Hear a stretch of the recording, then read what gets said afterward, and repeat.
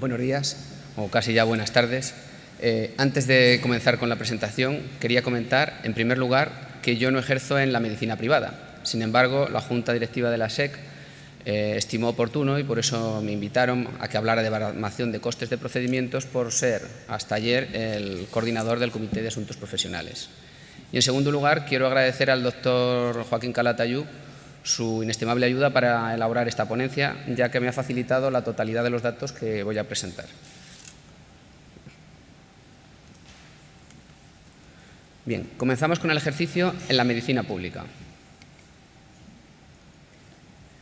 Los procedimientos en la sanidad madrileña, como en la mayoría de las comunidades autónomas, están tasados. Concretamente, en la Comunidad de Madrid, los precios vienen fijados por la Orden 731/2013. En esta diapositiva y en la siguiente se muestran los precios que cobraría un hospital público de la Comunidad de Madrid, haría la factura, cuando atendiera, por ejemplo, a un paciente mutualista tipo de Muface o un paciente sin seguridad social. Así, por ejemplo, una consulta quirúrgica primera cuesta 101 euros y una consulta quirúrgica sucesiva 61. Los procedimientos torácicos mayores los facturan por 8.937 euros, por ejemplo, los traumatismos torácicos mayores sin complicaciones por 1.700 euros. Por otro lado, el sueldo bruto de un FEA en un hospital público en el año 2012 era de 2.069 euros. El sueldo bruto es la cantidad con la que se establece la base de cotización para calcular la pensión cuando se llegue a la edad de jubilación. El resto de los complementos, productividad fija, productividad variable, guardias, trienios, etcétera, que ascendería a unos 2.437 euros, no entran en la base de cotización. Por tanto, el salario bruto en 12 meses sin complementos en el año 2012 de un FEA era de 24.832 euros. Si tomamos como referencia un servicio de cirugía torácica de las siguientes características: hospital de 700 camas con una población aproximadamente de 500.000 habitantes, 4 o 5 cirujanos torácicos, 200 a 250 intervenciones con anestesia general, 40 o 50 intervenciones como cirujano principal, y con un sueldo bruto al mes por cirujano de unos 5.000 euros, de los que 2.500 corresponden al sueldo y otros 2.500 a complemento, el salario por cirugía sería de unos 500 euros brutos, sin contar ni ayudantías, ni consultas, ni guardias, etc. Pasamos al ejercicio de la medicina privada.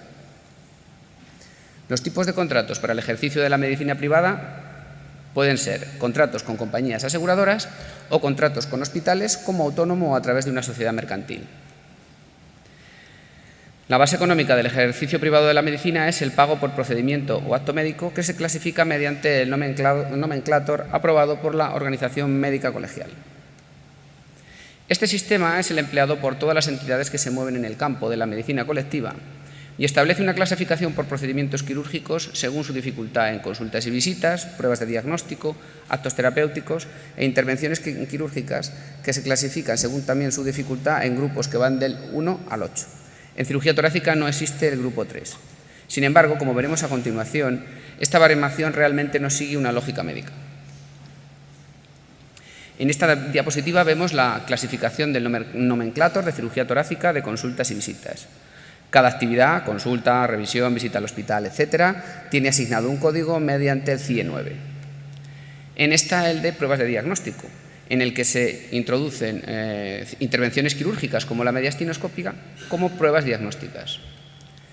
En este, el de actos terapéuticos, donde también se incluyen intervenciones quirúrgicas como la videotoracoscopia terapéutica como actos terapéuticos que no llevan ayudantía.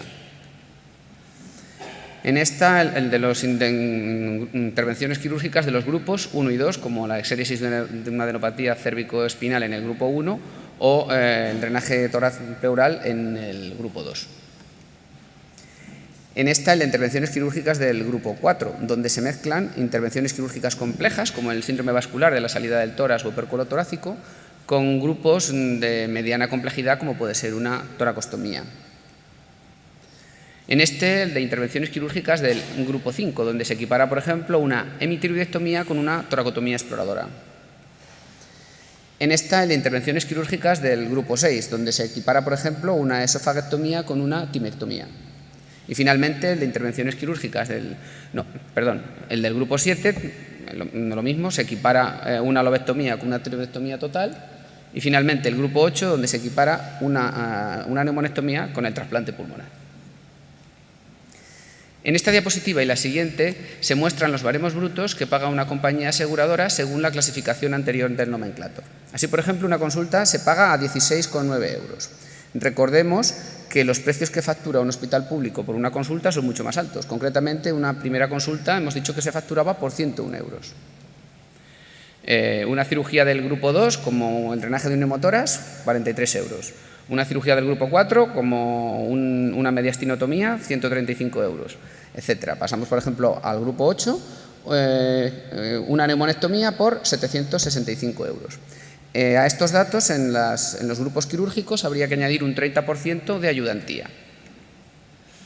En esta tabla se comparan los baremos brutos que pagan las compañías aseguradoras más importantes de España. Así, por ejemplo, el precio de una consulta oscila entre 15 y 18 euros, el de una revisión entre 7 y 15 euros, el de una interconsulta entre 16 y 21, el de una cirugía del grupo 2 entre 45 y 71, cirugía del grupo 4 entre 130 y 215, grupo 5 entre 227 y 335, grupo 6, grupo 7 536 a 725 y grupo 8 de 714 a casi 2.000 euros. Como en la diapositiva anterior, habría que sumar en los grupos un 30% de ayudantía. Por otro lado, también existe una variabilidad en los baremos brutos que pagan la misma compañía en diferentes provincias. Como podemos ver en las dos primeras columnas, la misma compañía paga en Madrid unos baremos un poquito más altos que los que paga en otra provincia. Si nos fijamos en los hospitales, también existen diferencias. Así, en estas dos últimas columnas podemos ver como un hospital de Madrid, los baremos que paga son menos de la mitad de los que paga un hospital distinto en otra provincia. Además, los baremos no se han actualizado en los últimos 15 años. En esta tabla vemos lo que se debería estar cobrando actualmente con una subida del IPC anual del 1%, que realmente ha sido mucho mayor, por lo que esto ha supuesto un importante ahorro para las compañías aseguradoras. Finalmente, vamos a ver algunas cuestiones operativas que no hacen atractiva la actividad privada.